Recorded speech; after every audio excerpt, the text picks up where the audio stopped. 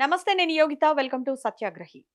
రాజకీయంలో శాశ్వత శత్రువులుండరు, శాశ్వత మిత్రులు ఉండరు. కానీ శాశ్వత భజన పరులు మాత్రం ఉంటారు.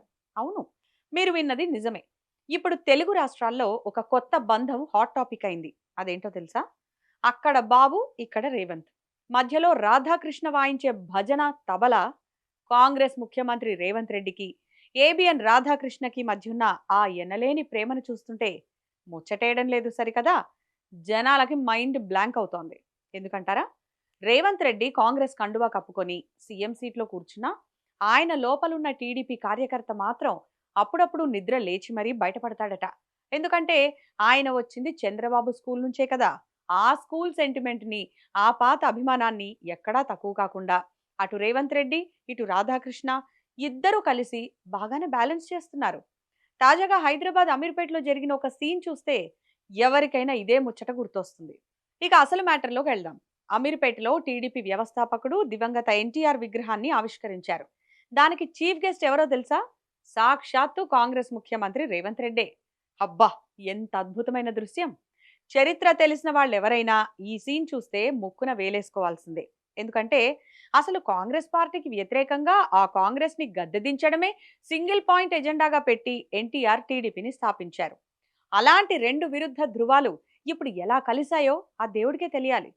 రేవంత్ రెడ్డి అక్కడకు వెళ్లి ఎన్టీఆర్ గురించి మాట్లాడిన మాటలు వింటే, అరే, ఈయన కాంగ్రెస్ సీఎమా లేక టీడీపీ వర్కింగ్ ప్రెసిడెంటా అనే డౌట్ రాక మానదు. ఇప్పటికీ రేవంత్ రెడ్డిలో ఆ పాత టీడీపీ రక్తం అలానే ఉందో ఏమో. ఆ విగ్రహం సాక్షిగా అది కాస్త పొంగి పొర్లింది. ఇదంతా ఒకెత్తైతే, మన ఏబిఎన్ రాధాకృష్ణ అభిమానం ఇంకో ఎత్తు.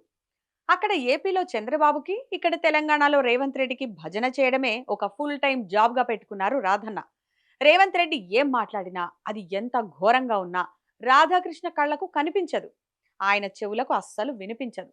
ఒకవేళ వినిపించినా దాన్ని అద్భుతమైన అమృతవాణిలా మార్చే టాలెంట్ ఆయనకుంది.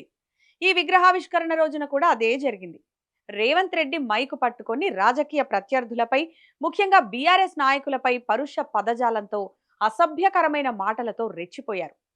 ఖమ్మంలో గతంలో పువ్వాడ అజయ్ ఎన్టీఆర్ విగ్రహాన్ని పెట్టినప్పుడు వీరంతా ఏమయ్యారంటూ బీఆర్ఎస్ పార్టీని ఉద్దేశించి చాలా అసహ్యంగా మాట్లాడారు.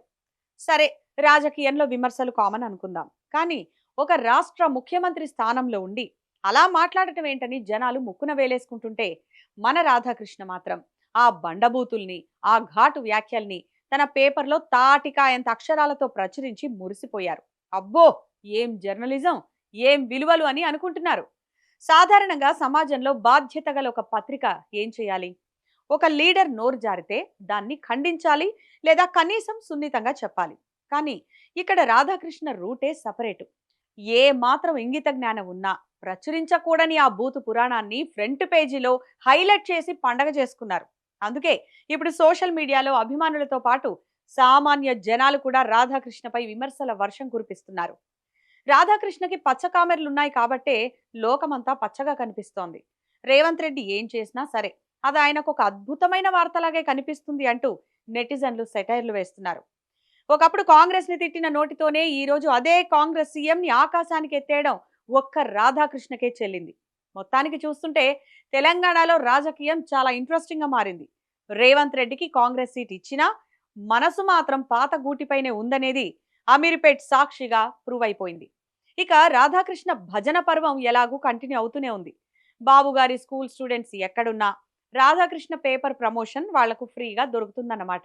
మరి ఈ వింత రాజకీయంపై, రేవంత్ రెడ్డి కామెంట్స్ పై, అలాగే రాధాకృష్ణ తాటికాయ అక్షరాల జర్నలిజంపై మీ అభిప్రాయం ఏంటో ఈ వీడియో కింద కామెంట్ సెక్షన్లో మాకు ఖచ్చితంగా తెలియజేయండి. ఇక ఈ వీడియో మీకు నచ్చినట్లయితే లైక్ చేయండి, షేర్ చేయండి. ఇలాంటి మరిన్ని పొలిటికల్ సెటైర్స్ కోసం మన ఛానల్ని ఇప్పుడే సబ్స్క్రైబ్ చేసుకోండి. Thanks for watching.